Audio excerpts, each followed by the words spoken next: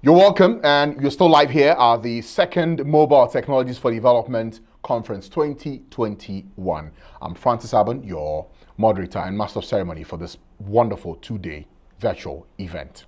Now to our second panel discussion, and it will center on creating the right policy and regulatory environment for our digital ecosystem. Moderating this conversation is Ellie Ohine Edu, the DFS consultant and advisor for the Financial Inclusion Forum Africa. Now, she will be moderating the panel, which has the Deputy Governor, Dr. Maswell Opoku Afari, who's joining us. Also, Mr. Hayford Atakrufi, with the National Pensions Regulatory Authority. He's actually the Chief Executive Officer for the NPRA. And then Mr. Samson Akligo, the Acting Director, Financial Sector Division at the Ministry of Finance. Thank you very much. Let's join in for the second panel discussion.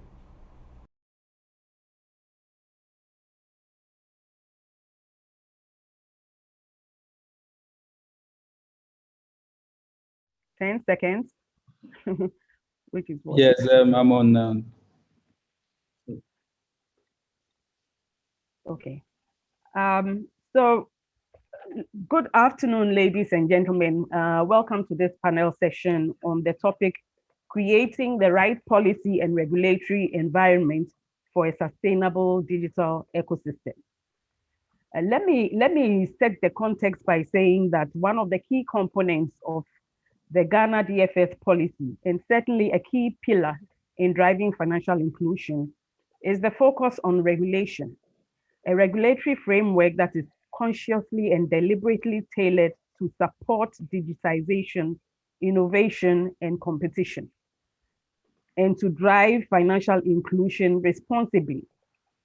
Such a regulatory framework is critical in ensuring that risks are reduced and that people trust the financial system.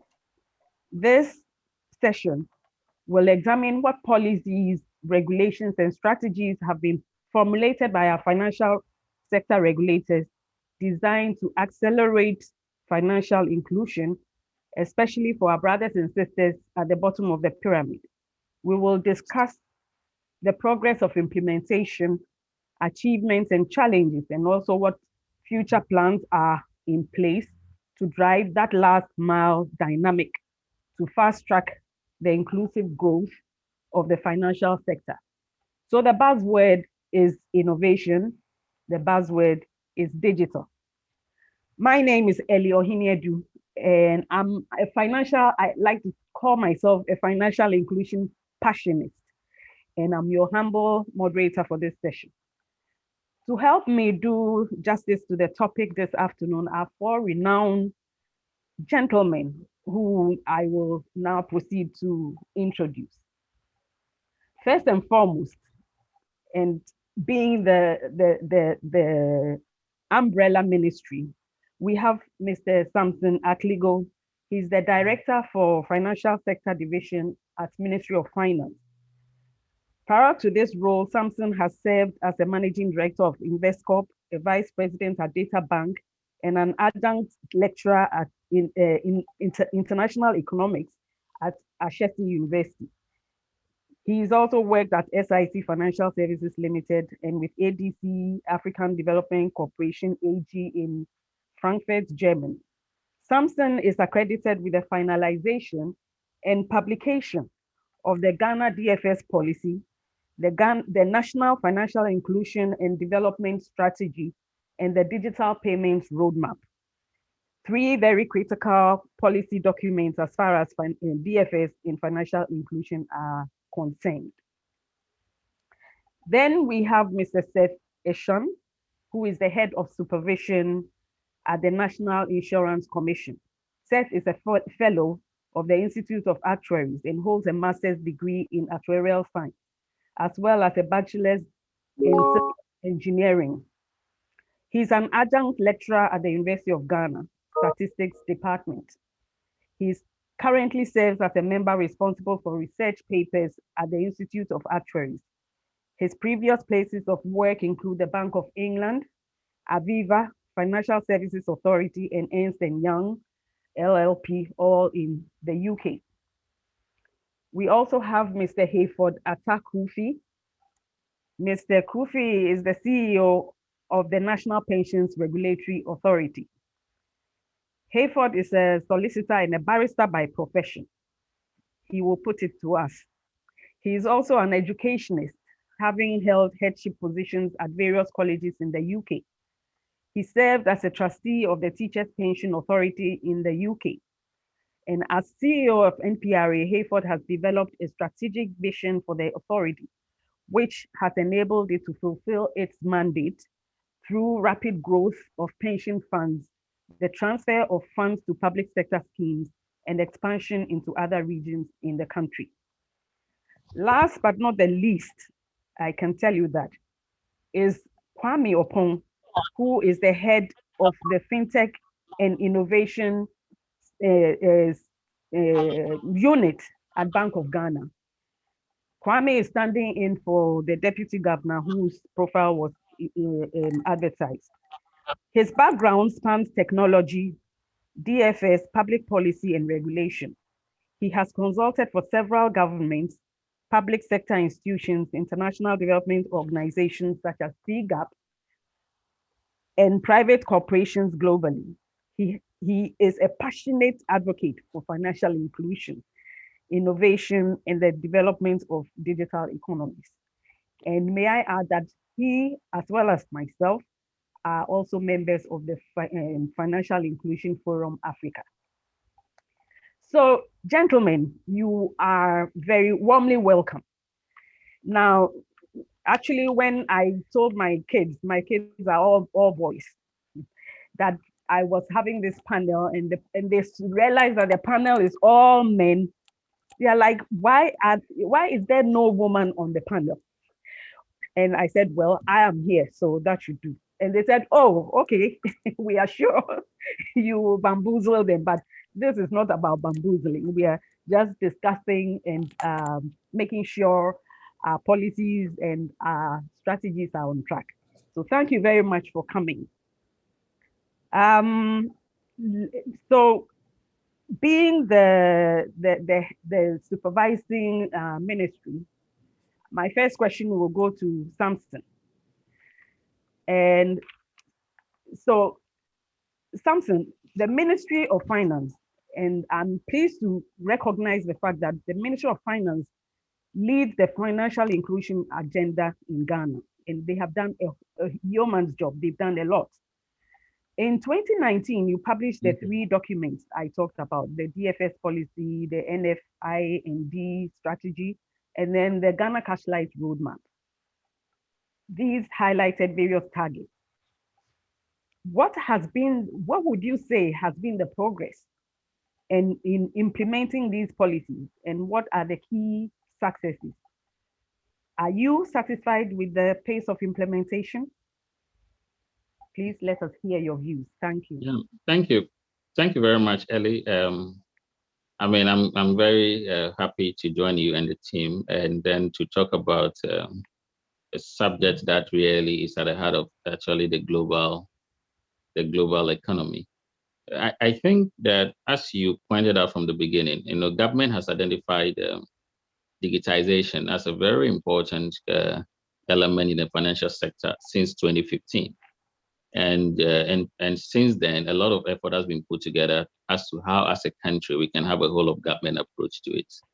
So that really brought us to the National Financial Inclusion and Development Strategy, which all of us, together with the regulators and also the markets, we work to develop. And the whole idea is that the policy captures the broad aspirations of the country, and within that space, there is a lot of work for the regulators. There's a lot of work for the markets and industry, and of course, there's also a lot of work for government.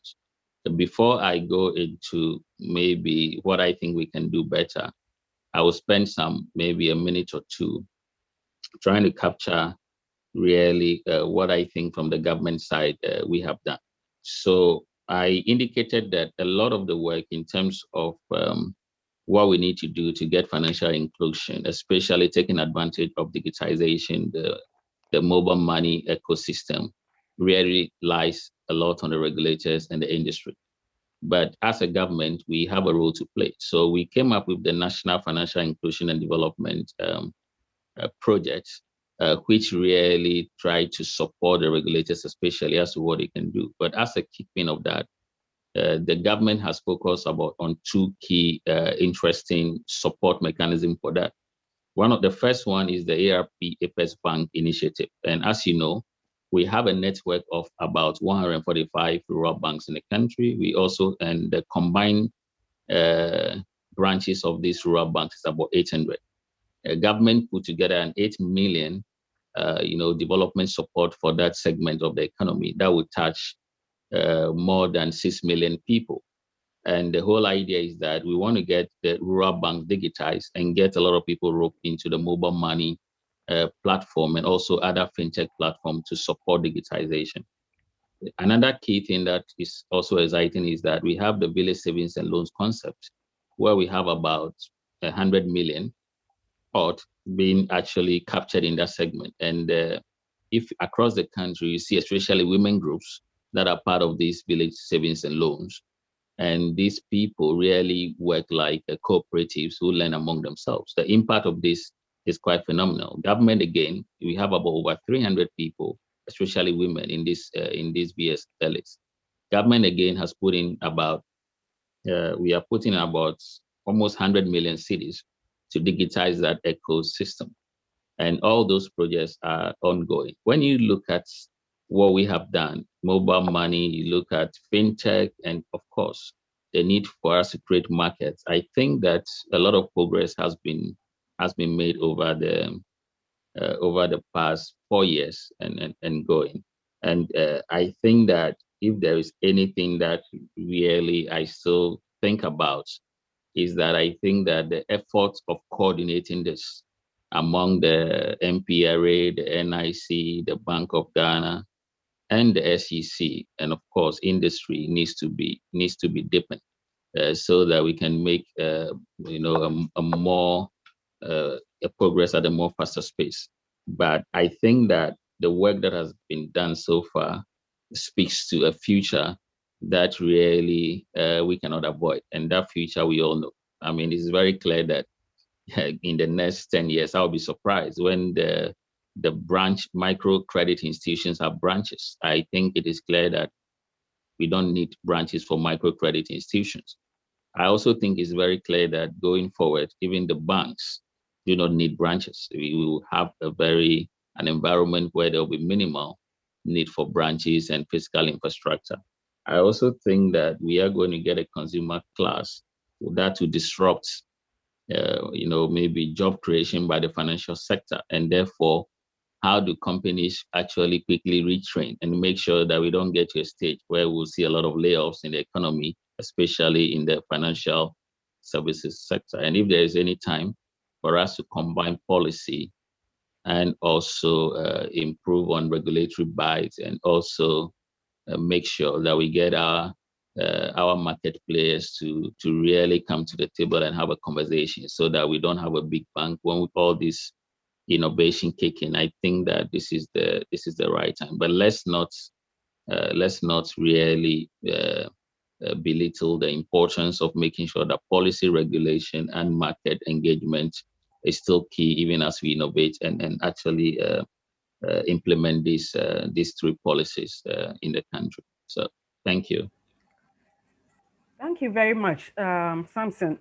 Honestly, let me just ask a quick follow-up question because I'm really excited about the village savings and loans project, which is shows that it's especially for women. So, and you say you've spent about 100, or rather, there's a budget for 100 million Ghana cedis for that project.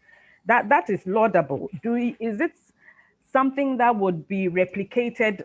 And I don't know where exactly you have focused on, but is this something that will be replicated around the country? Because making sure that women are not left behind, empowering women I think is an important focus also of the policy.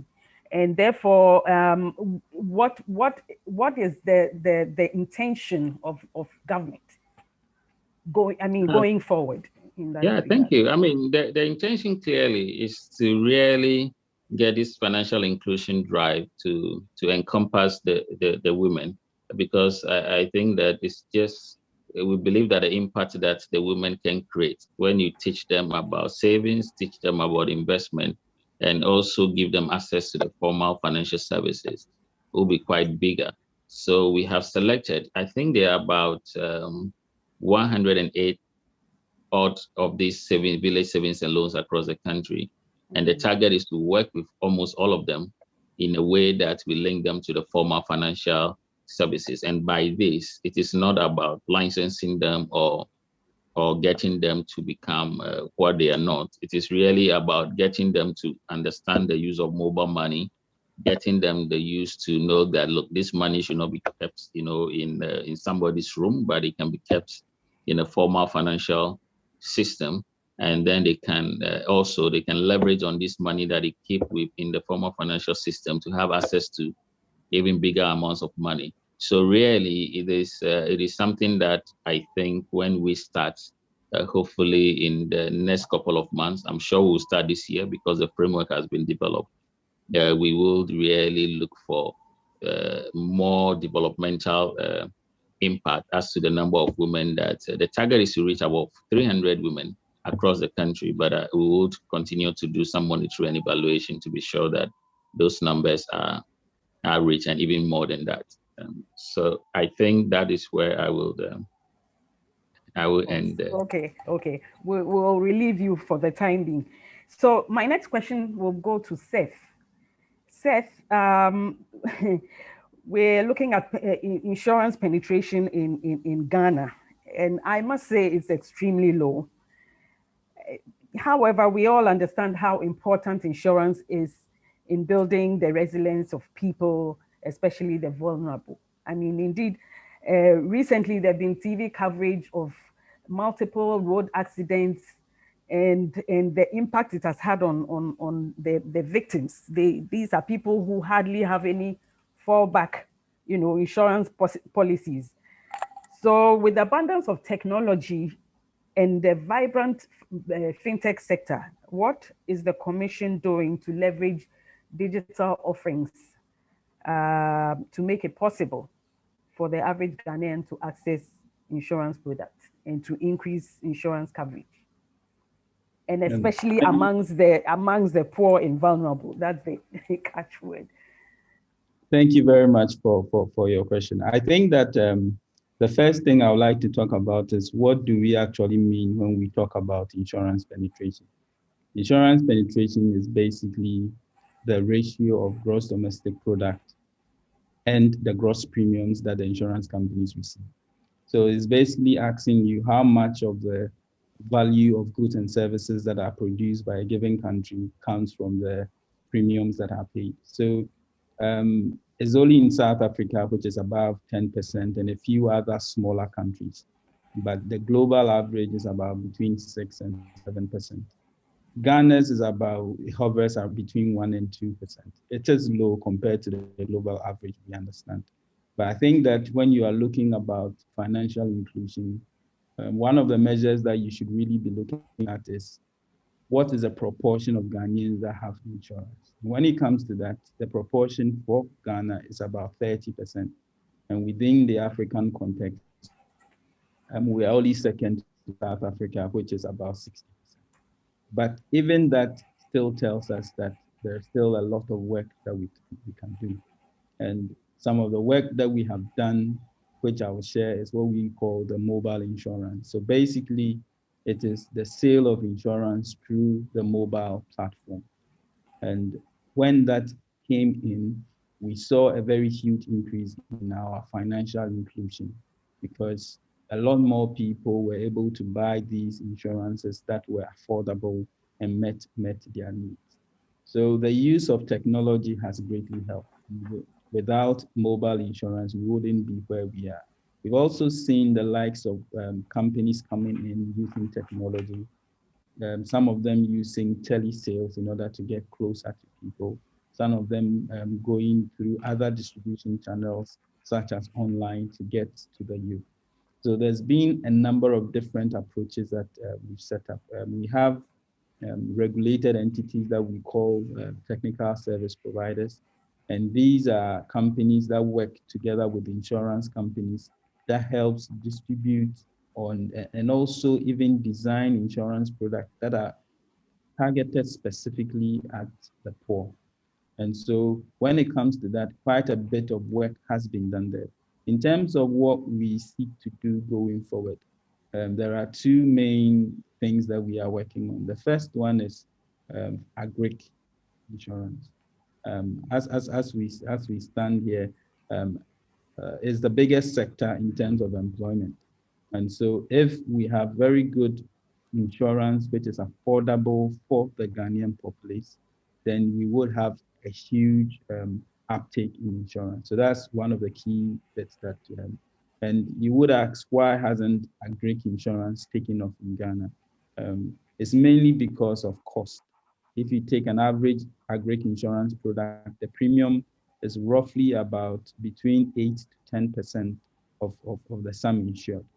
But if you take a home insurance policy, is about 0.5%. If you take a marine insurance policy, is about 0.85%. So agric insurance is very important. And all over the world, there are subsidies for agric insurance. It's only in Ghana and Australia that don't subsidize agric insurance. So one of the key things that we've sought to do is to find ways by which we can make agric insurance more affordable.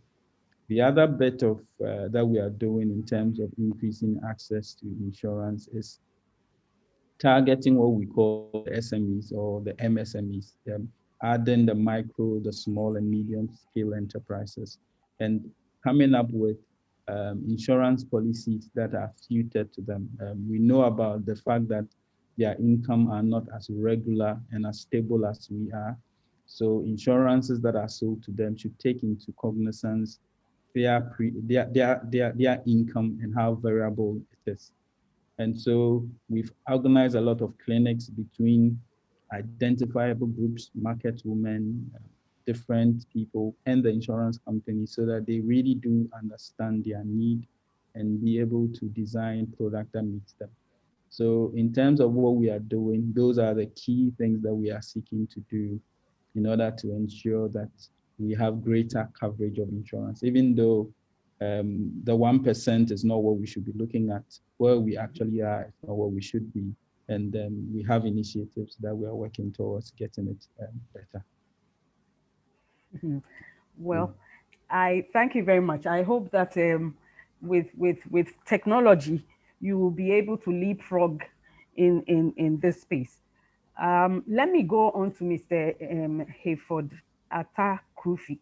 Mr. Krufi, your 2019 annual report indicates that the Occupational Pension Scheme Tier 2 had about 1.7 million contributors. And the basic National Security Scheme Tier 1 has or had 1.6 million active contributors. These are small numbers. I mean, when you look at the whole of Ghana, which is almost like 30 million Ghanaians, maybe a little less in terms of adults. These are small numbers. And I'm wondering what we are doing to what new policies are we putting in place? You see, because most of these ones that I'm alluding to are those who are in the formal sector. We need to have the people in the informal sector onboarded, just like the insurance sector. So can you shed a little light on what you're doing in that regard? Thank you very much, Ellie, and thank you to my fellow panelists. Good afternoon. I hope you can hear me. Yes, you are right in the sense that the 2019 report indicated that only 3% of the adult working population of the informal sector have one form of pension or the other. I mean, the informal sector pension falls under the third tier, which is voluntary. The first and the second tier, as you alluded to, are all mandatory. And the adult working population in Ghana here is currently 11 million. And out of that, over 80% is in the informal sector. So there's a huge number that accounts for the 1.6 and the 1.7 that you mentioned in the tier 1 and tier 2. But the formal sector is quite small compared to the informal sector. And the situation has improved a little bit, but we're still way behind in the sense that as at December 2020, 315,000 people were hooked onto the informal sector pension system, which is also quite low. We have about 250 schemes across the country, but out of that, only 31 of those schemes are registered as informal sector schemes. And in MPRA, we have licensed about 30 corporate trustees into the pensions industry. And out of the 30, it's only about 5 corporate trustees that have specialized in the informal sector. So it goes to tell you the nature of the struggle that we have. The appetite to go to the informal sector is actually very low. And there are reasons for that. Fortunately, with the help of the Ministry of Finance and the Ghana Cocoa Board as sponsors, we have managed to set up a cocoa farmers pension scheme, which will bring about 1.5 million cocoa farmers into informal sector pension. So that is some good news that we can bring to bear. But the reason why, Ellie, you say the numbers are low is because the informal sector is quite huge. 9 million people are in there out of the 11 that I've talked about. And these people have very low financial literacy. So the discussions about pensions and the need to put money away for their retirement income security needs a lot of education, you know. And these people have low income, and the income is also irregular. And they deal mainly with cash, you know, and they work on their own. They don't belong to associations or unions whereby you can have access to them through these associations. So it makes sensitization of reaching them very, very expensive. And then therefore, as I said, only few trustees go in there by way of mobilizing. But we have put some measures in place to help us gain access to the informal sector. We have launched a micro pension policy as regulators at the top level. And out of that, we have a number of products that are emerging, and the corporate trustees are now beginning to buy into that. We have my everyday pension, we have my own pension, we have, even today, this morning, a new product was launched by another corporate trustee called Pensions Express. So it's really catching on. And all these are leveraging on the mobile money ecosystem. For quite some time, the universal mobile money platform was not, as it were, interoperable. So it made it very difficult. But with the effort of the government and championed strongly, for example, by the Vice President, the interoperability of the mobile ecosystem has really, really helped. I mean, if you look at countries like Kenya, where the M-Pesa system has helped to drive informal sector pension, you know, down, the interoperability is going to be the way that will lead us to be able to have access to people whose income are low and irregular. As I said, most of these people in the informal sector deal in cash.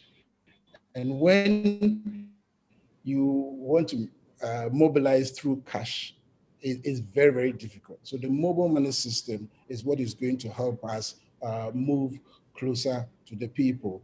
And indeed, the macro pension policy will create a number of products under it. And that is the only way that we can help reach the people out. The numbers are increasing, but nevertheless, it is quite low compared to the numbers. Thank you. Thank you very much, Mr. Hayford. In fact, you touched on one thing. In fact, both of you have touched on the agri sector. You know, especially for you, Hayford, the cocoa sector pension scheme, and for Seth, the agri insurance that they are looking at.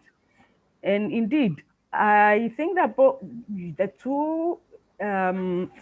two institutions the two regulators have much more to do in terms of onboarding our brothers and sisters in the rural areas, in the poor and marginalized, to bring them into the financial sector. I'm sure that with the numbers we see on the money side in terms of payments and mobile money, most of them will also be, I mean, what would you say, like candidates to be sold policies, insurance, and pension. I think that the time is right.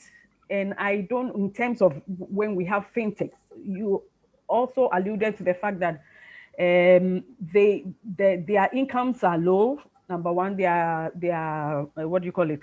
The incomes come in at, you know, disparate times. I think that you need more engagement. Would you say that you would? It's something that you are thinking about, to engage fintechs to craft and design products that will meet the needs or the lifestyles of those you are trying to touch.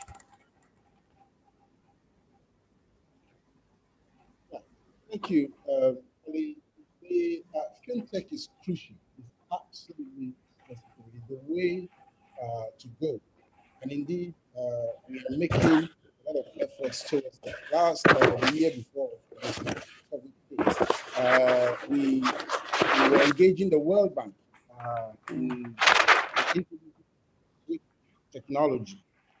We also engaged the mobile network operators, and we engaged the GIPS, the Ghana Interbank Payment and Settlement System.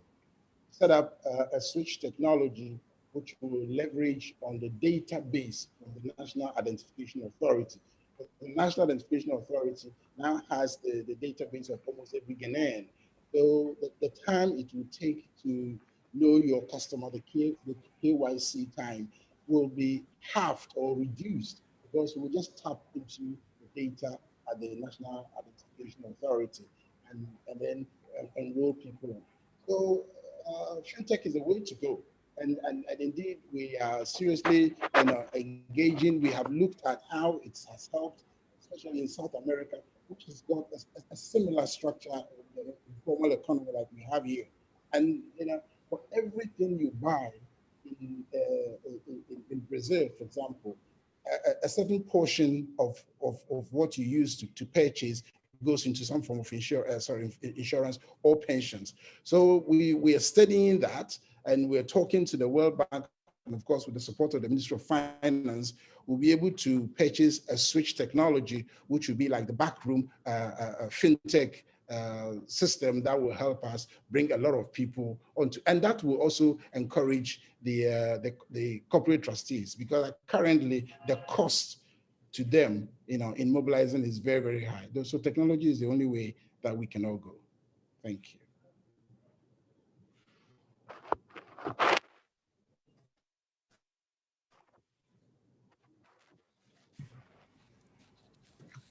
Yeah, sorry, I also fell off a bit. So Kwame, maybe we will, sorry, I didn't hear the last of your delivery, Hayford, but we'll come back to you. We've let Kwame rest enough. Kwame, so your turn. I think that you would need to tell us Where are my questions?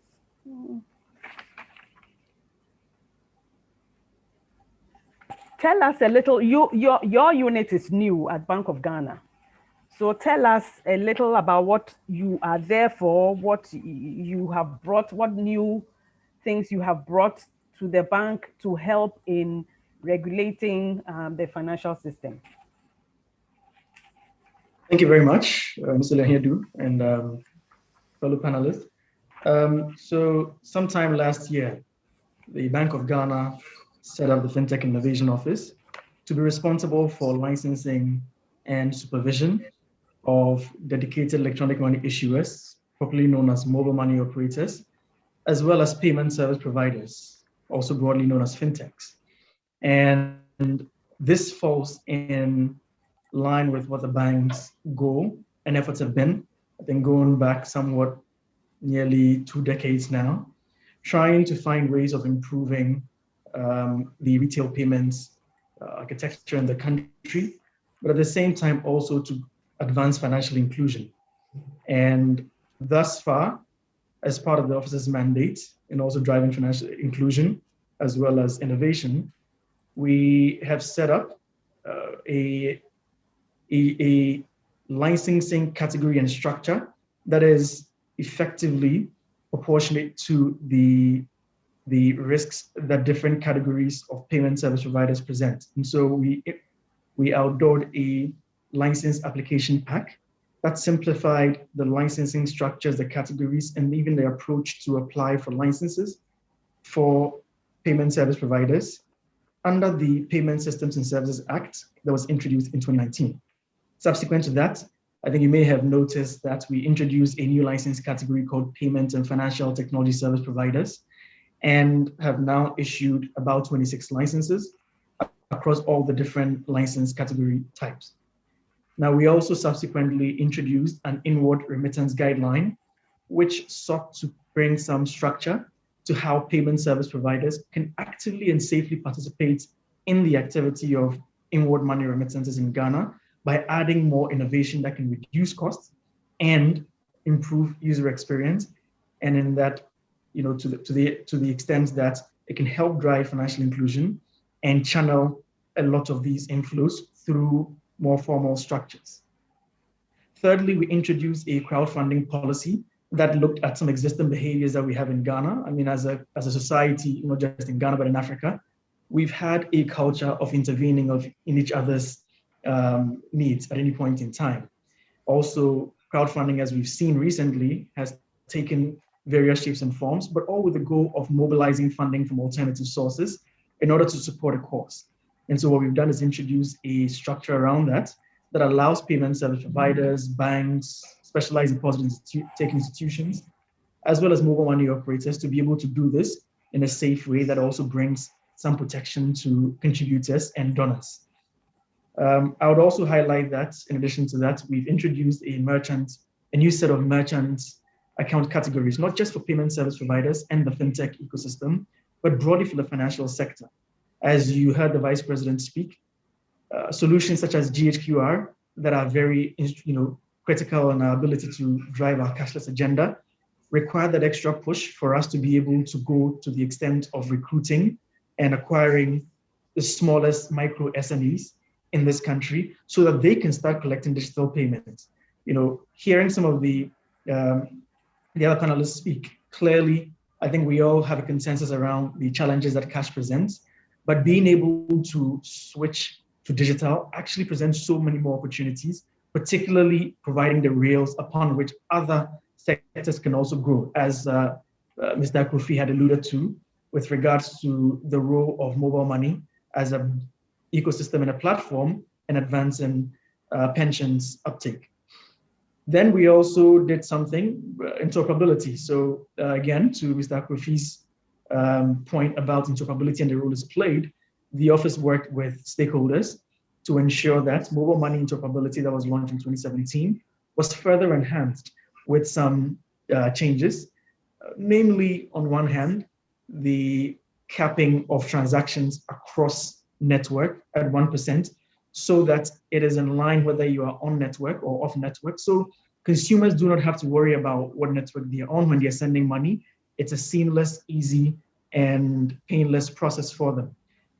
Additionally, in the back, we also have done some changes in the mechanism with which participants in that scheme were compensated. And I think these were very important for us to be in line with international standards and best practices, but also to be able to introduce a bit of a price reduction so that consumers can take up more transactions. And you've seen the results that have been published from the Ghana Interbank Payments and Settlement Systems as it goes. And we hope to be able to do more with other use cases so that we can even grow transactions more. We've also recently, as part of supervising this sector, have instituted a process of collecting gender disaggregated data, because it is important that for us to be able to advance financial inclusion, we understand the problem a bit more clearly with very good granularity so that we can make policy that is very responsive to the actual problems on the ground. And to that end, we'll continue to work with the regulated entities, such as the mobile money operators and the newly licensed fintechs that are also coming on board, to be reporting data in a gender disaggregated manner so we can identify some of the challenges. Now, a step further to that is that we've also embarked on a process to start collecting geo-based data so that we can know not just who has the problem, but where the problems are. These are all very important to us to be able to understand what policy measures are required for which segment of the population, but also where and which parts of the countries, what sort of policy interventions would be necessary. And I think this type of information will be useful for policymakers overall. Then I would also add, lastly, on some of the things we've done, is the introduction of a sandbox. And I'm happy to hear some of the things that my colleagues on the panel have also mentioned. Clearly, we all have an objective of being able to drive inclusion, but also to be able to take advantage of all the innovation that is happening in this space. The question is, how do we position ourselves as regulators to be able to ensure that we're effectively embracing some of these technologies by being able to diligently and carefully assess the pros and cons, the risks they present, as well as the potential they have, and be able to take those initiatives and those innovations through a process that is painless, but also is also coordinated, such that at the end of the day, the time to market for some of these innovations is a bit quicker, because the reality of a fintech is different. 6 months is years for a fintech. And so being able to do this in a structured and careful way is going to be very useful for us long term. And whereas we've looked at this, we've introduced this pilot and launched a pilot for this innovation regulatory sandbox, we look to participate and partner with other regulators in the sector. And so Samson, I think you'd play a key role in helping us with this, to be able to partner with some sort of multi-tenant approach and a coordinated approach to evaluating solutions. So the issue came up about, there was mention of the agri sector. The challenge with the agri sector, as Mr. Seth has mentioned, is that that's exactly it. The insurance premiums are typically high, and they're high because the information available in the agri sector is somewhat difficult. And so in spite of there being the Ghana Agricultural Insurance Pool, in spite of there being the reinsurers in the back, some innovation is required to be able to identify and digitize the footprint of some of these farmers, especially the smallholder farmers, so that we can look at innovative ways of insuring them. There are some things happening all around the world, and there are some innovators in Ghana here trying as well. But the important thing is, I think it ultimately appears to be the case that there would need to be a bundled approach to intervening in the smallholder farmers' needs. So insurance has to address several things beyond maybe crop failure, right? So having the ability to have access to a some kind of insurance product that is based on calamity or is based on yield is great. But the farmer is also subject to certain risks, right, that have to do with their health. If there's any healthcare shock to them, there's a need to intervene. And typically that erodes whatever little capital they may have had from the previous production season. So it appears as though there's going to be bundled solutions to intervene and de-risk some of these farmers in the smallholder farmer space. For us to do that, we'd have to be able to coordinate as regulators to evaluate the innovation that is brought forth. And to that end, I hope that we can continue to engage as a sector through the existing channels to see how we can take, for instance, what the Bank of Ghana is doing from a regulatory sandbox perspective and build upon that so that we can coordinate in evaluating and approving such innovation to intervene in inclusion objectives. Thank you. That is great. I was going to ask whether or not Bank of Ghana will share that sandbox with the other regulators like the pension and the insurance, but you have answered that question. So I guess you really do need the collaboration amongst yourselves for each one to see what the other is doing and try and put in structures, put in structures in your own organization that will help you advance the cause of financial inclusion. Now, our time is fast being spent, but I really do need to ask a question on the makeup of people's, I think that insurance and pension especially are not so popular because of these are actually issues of mindset. When you spend, you are not thinking about the future. And I would want to know, actually, this question will go to both Seth and Hayford, and I can see Hayford smiling there. What are you putting in place to educate Ghanaians, especially those at the lower end, so that they will be more attuned to the dangers ahead and plan for their future? Maybe Hayford, you can take that first. Thank you, Ellie. Yes, pension is not so fast because I think you need to speak a little louder. It's not so popular because it comes in. I think my audio. I need to check my audio. Okay. So can we have Seth answer that question for us?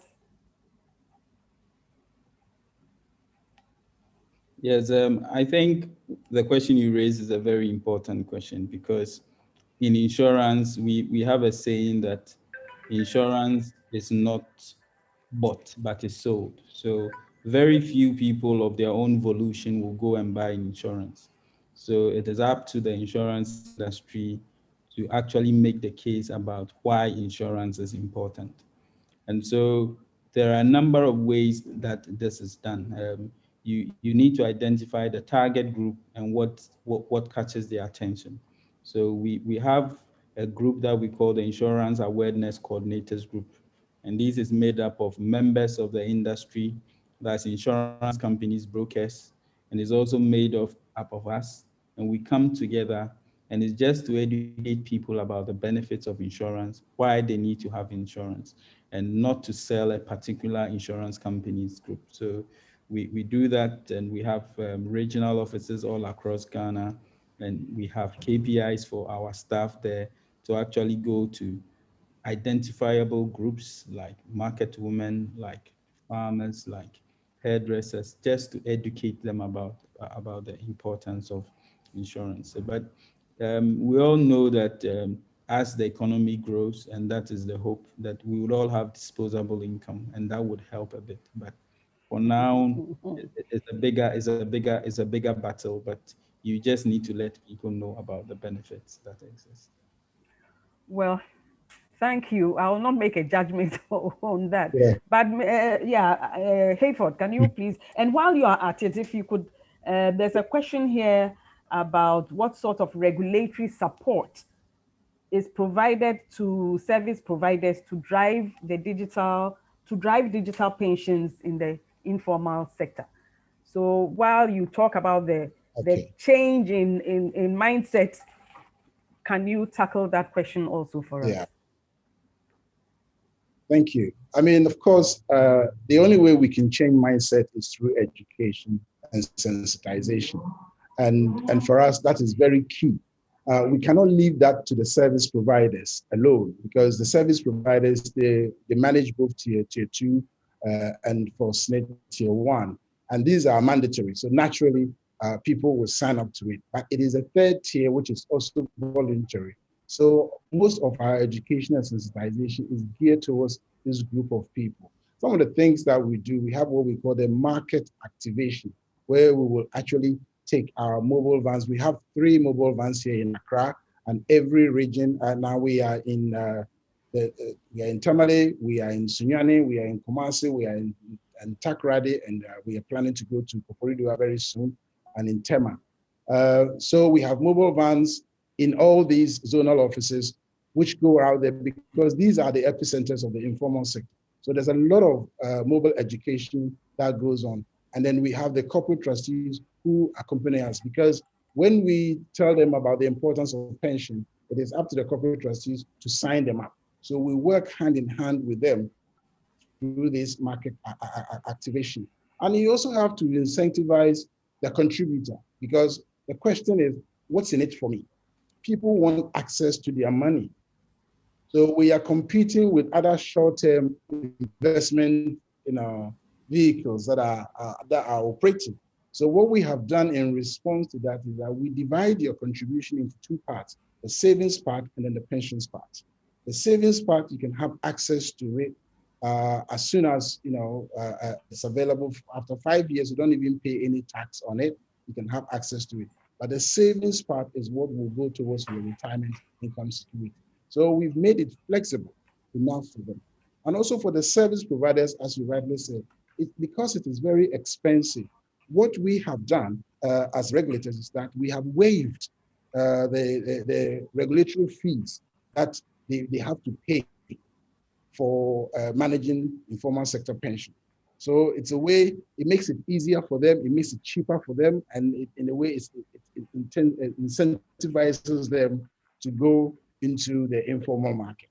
That is how that has been done. Of course, the use of mobile technology also makes it easy for people to pay without actually feeling the pinch of it. If it's about cash, it's always going to be difficult. So these are some of the things that we're doing underneath the micro pension policy that the authority has launched. Gradually, the numbers are improving, are increasing, and education is helping us to move further and further. Thank you. Thank you very much. I think one last question. I had wanted to ask a question, and definitely Kwame, but there was another question here, which I think I would want want you guys to answer. What regulatory frameworks are being put in place to enable startups build innovative solutions, prototypes to fit within the complex regulatory requirements? I think Kwame has, for the Bank of Ghana sector, they have the sandbox, and they are, so I will not answer for you, but if for Hayford and Seth, can you touch on that? What regulatory or what regulation are you putting in place to enable startups build innovative solutions? I think that is also very important. Okay, let me go first quickly. Yes. We also have a regulatory sandbox, and that allows us to pilot a number of innovations. So it could be on a thematic basis, it could be on a new product, it could be a new means of getting things to market. And so within a controlled space, we get in touch with people. It could be universities, it could be IT firms, it could be even insurance companies that seek to get to the market with a different approach can come to us and seek for a limited time to do something. We also have a department within here which we call the Innovation Hub. And what that hub does is that it seeks to nurture innovations, and we make it very easy for startups to get in touch with them so that they can take them through what regulatory requirements that are required. So those are the two main work ways. in progress. Yes, it's something that we worked with a number of them to do that. So there are a few products that are actually being piloted now in that. Great. Hayford, do you have any plans to put regulation in place for startups and fintechs? Absolutely. That's the way to go. It's all part of our micro pension policy, and also a way of encouraging the corporate trustees to set up products under the policy. That flexibility in it is very, very important, because you see, the informal sector is quite a big area, and there isn't kind of a set rule that you can use to penetrate or to drive uptake. So startups are very, very important for us. Innovation is very, very important for us. Technology is very, very important for us. And we have set up some kind of a stakeholder engagement where we listen more to the operators themselves, the people who are in the industry, rather than the regulator always being the one who is coming up with ideas. You know, they are the technical people in the field. So instead of us telling them, we sometimes also listen to them. And it is that collaborative sharing of ideas which is helping us to drive this forward. So yes, we encourage that a lot. Great. With that, I must say you have gladdened my heart, you know, for that this last thing you said, listening to the market, first and foremost, is very critical. It's primary. And I'm happy that we can end on this note. Samson, I had questions for you, but I think that we would have needed more time. Next year, I have a poll. Okay, the poll question is, what is my poll question? Oh my goodness. Okay, just let me get it. I think you can launch the poll. Yeah, the poll question is oh my goodness, where did I put it? Do you believe that overall the regulatory environment in Ghana is conducive enough for rapid growth of the financial sector? Yes, not sure, no. When we get the what viewers will think or viewers think, then we can take it home and improve our act, because next year we're going to hold you to the things that you have said. And we think that with technology around, everything is possible. And with the VP who is so bent on digitization, I think that we need to, you know, up our act. So, do we have the poll on?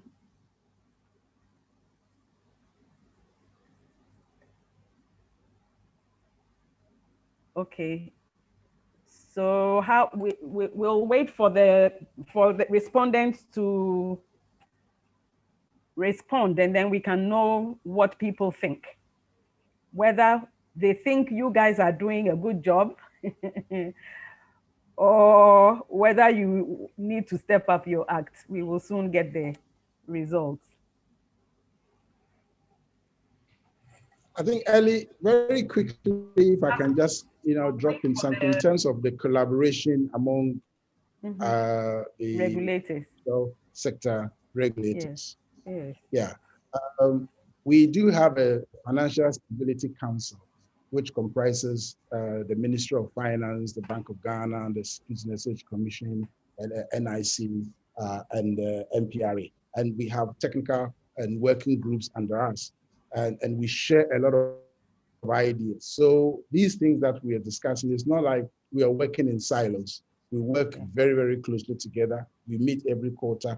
And in between the quarterly meeting, we have the working group meeting, we have the technical committee meeting, where all ideas are shared and brought to the council. So there's a lot of inter-regulatory collaboration going on. Okay, thank you. I'm not sure that I'm getting the results. So just a moment.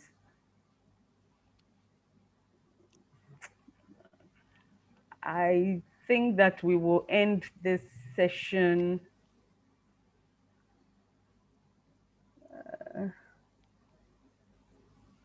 Anyway, sorry about that. I think that we will, because we are 2 minutes beyond the time that we need to close. So, gentlemen, thank you all very much for coming to this program and helping us to hear each other, see what is going on. And I believe, like Hayford said, the collaboration will continue. With that, thank you very much again, and we will close this meeting. Have a good afternoon. And for the audience as well, thank you very much for coming. Yeah, thank you too. Bye. Thank you. Bye. Thank you for good moderation too. Thank you very much.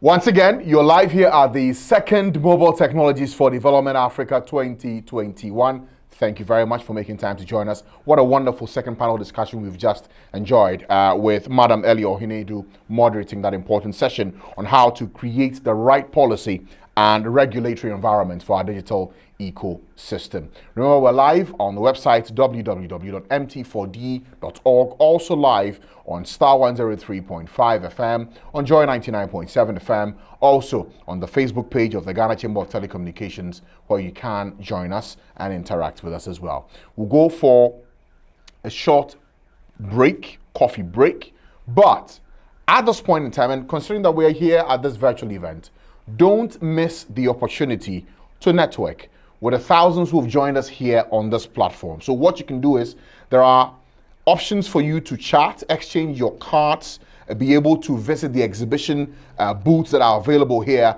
at the conference, check out the services on offer, the products on offer, try and close some business while you also think about what we have discussed with the two panel discussions so far before we go in for the next batch of conversations. So that should take us another half an hour, but after the half an hour, we'll be back to continue with the discussions at the second Mobile Technologies for Development Africa 2021. See you in half an hour.